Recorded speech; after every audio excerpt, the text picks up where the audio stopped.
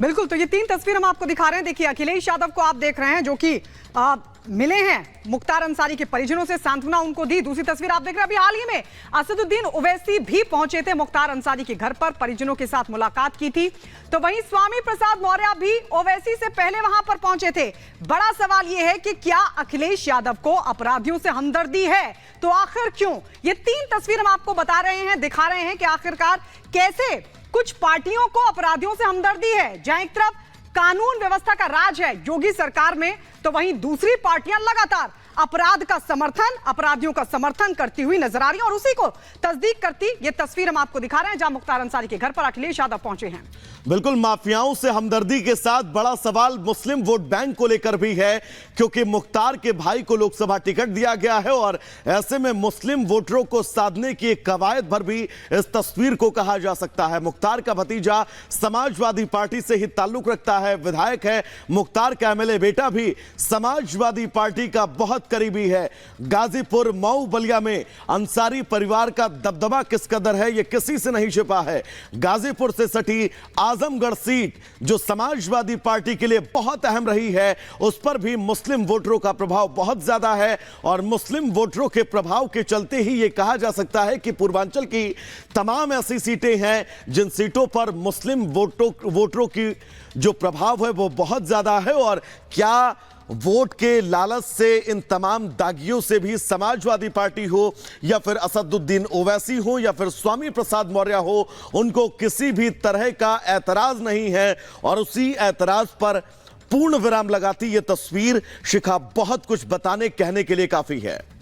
बिल्कुल, तो ये तस्वीर आपको दिखा रहे हैं अखिलेश यादव को। आप देख रहे हैं इन तस्वीरों में कि किस तरीके से मुख्तार अंसारी, माफिया मुख्तार अंसारी जिसके घर पर पहुंचकर अखिलेश यादव उनके परिजनों से मिल रहे हैं, सांत्वना दे रहे हैं। अभी हम आपको दिखा रहे थे कि किस तरीके से वोट बैंक को साधने की कोशिश समाजवादी पार्टी की तरफ से की जा रही है। इससे पहले असदुद्दीन ओवैसी जो पहुंचे थे, स्वामी प्रसाद मौर्य वो भी पहुंच चुके हैं। कई मायने अखिलेश यादव के वहां जाने पर। और आपको बता दें कि कांग्रेस ने बड़े अरमानों के साथ, जी हां, अपना घोषणा पत्र जारी किया, लेकिन बीजेपी उसकी बखिया उधेड़ने में लगी है। पहले इस मुद्दे पर प्रधानमंत्री मोदी ने कांग्रेस को धोया और अब बीजेपी के बाकी नेता भी कांग्रेस के घोषणा पत्र की कमियां निकाल रहे हैं। आखिरकार कांग्रेस के घोषणा पत्र पर कैसे गरमाई है सियासत, आइए इस रिपोर्ट में आपको दिखाते हैं।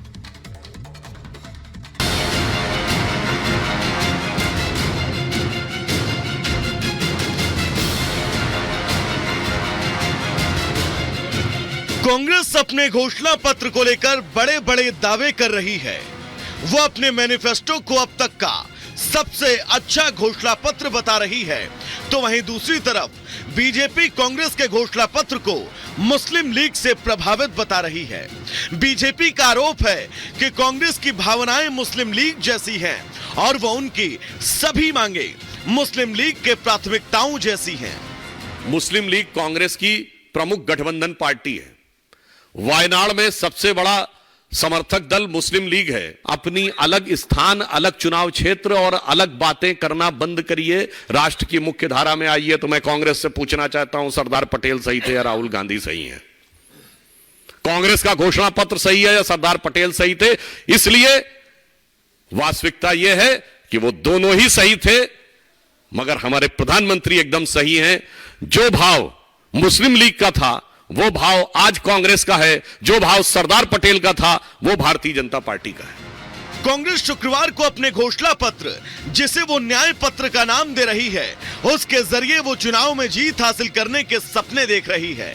लेकिन घोषणा पत्र जारी होने के दूसरे दिन प्रधानमंत्री नरेंद्र मोदी ने कांग्रेस के घोषणा पत्र को मुस्लिम लीग का घोषणा पत्र करार दिया।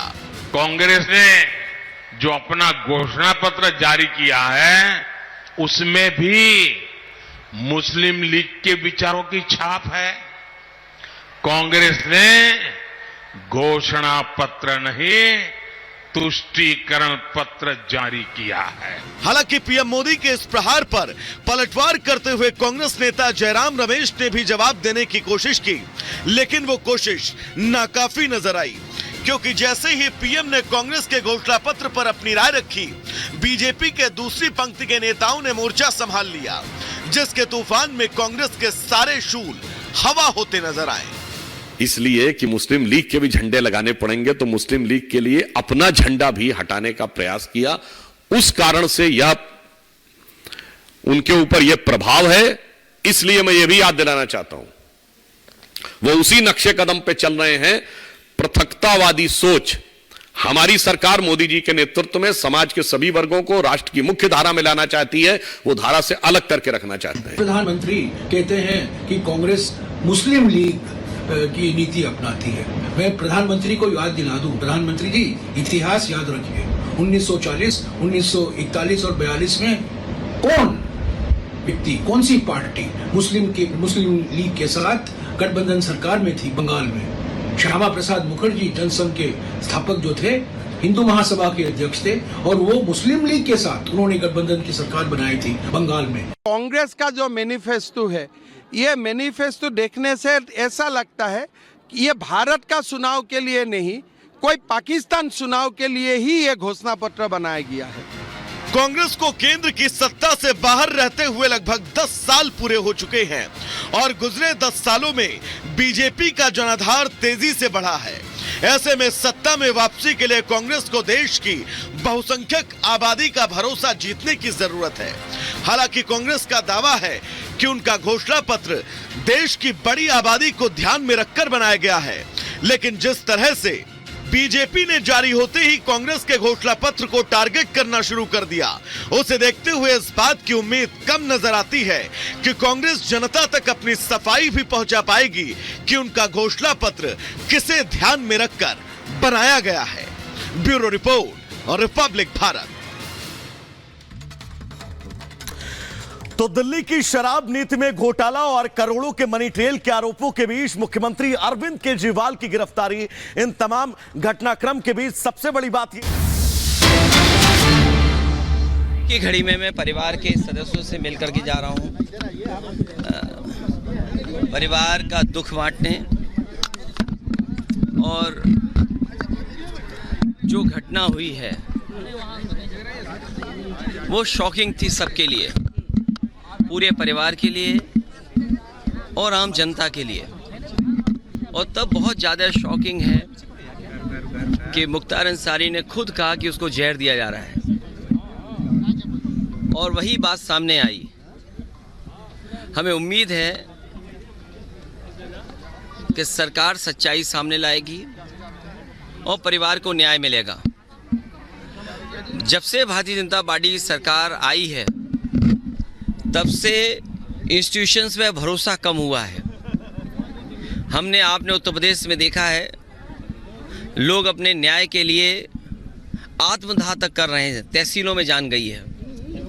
मुख्यमंत्री आवास तक लोग गए हैं और जाकर के आत्मदाह किया है। मुख्यमंत्री आवास हो, मुख्यमंत्री की ऑफिस हो, जेलों में जान गई, थानों में, अस्पतालों में, और कस्टोडियल डेथ में उत्तर प्रदेश लगातार आगे बढ़ता चला जा रहा है। आखिरकार सरकार क्या चाहती है और सरकार का काम करने का तरीका क्या है? इसीलिए हमारा मानना है, समाजवादियों का मानना है कि न्याय हो और सच्चाई सामने आए। लेकिन योगी जी कह रहे हैं कि जो भी कानून व्यवस्था में बाधक बनेगा उसका राम नाम सत्य कर दिया जाएगा। ये भाषा मुख्यमंत्री की नहीं हो सकती है। इंस्टीट्यूशंस हैं, कोर्ट है, थाना है, तहसील है, वहाँ न्याय मिलेगा। ये जो भाषा बोली जा रही है, ये भाषा इसलिए बोली जा रही है कि वो वोट चाहते हैं, क्योंकि विकास किया नहीं, काम किया नहीं, महंगाई है, बेरोजगारी है, किसान की दुख तकलीफ दूर नहीं हुआ, आय बढ़ी नहीं। किसान के सामने किस मुँह जाएगी सरकार? नौजवानों को जो नौकरी छीन ली, पेपर लीक हुए, क्या आपको नहीं दिखाई दे रहा कि इन घटनाओं से लाभ लेने के लिए सरकार कर रही है, या सरकार घटना करा रही है जिससे लाभ ले लें? क्योंकि उनके पास बेरोजगारी का सवाल जो खड़ा है उसका जवाब नहीं है। क्या पेपर नहीं लीक नहीं हुए? कोई सरकार ये बता दे इतने पेपर लीक हुए हों? 1, 2, 3, 4 पेपर नहीं, 9, 10 पेपर लीक हुए कि नौजवानों को क्या जवाब दोगे आप? मैं इनके भाषण सुन रहा हूँ, पेपर लीक पर क्या बोल रहे हैं, बेरोजगारी पे क्या बोल रहे हैं, अग्निवीर का जवाब क्या है इनके पास? इसलिए जानबूझ करके सरकार समाज में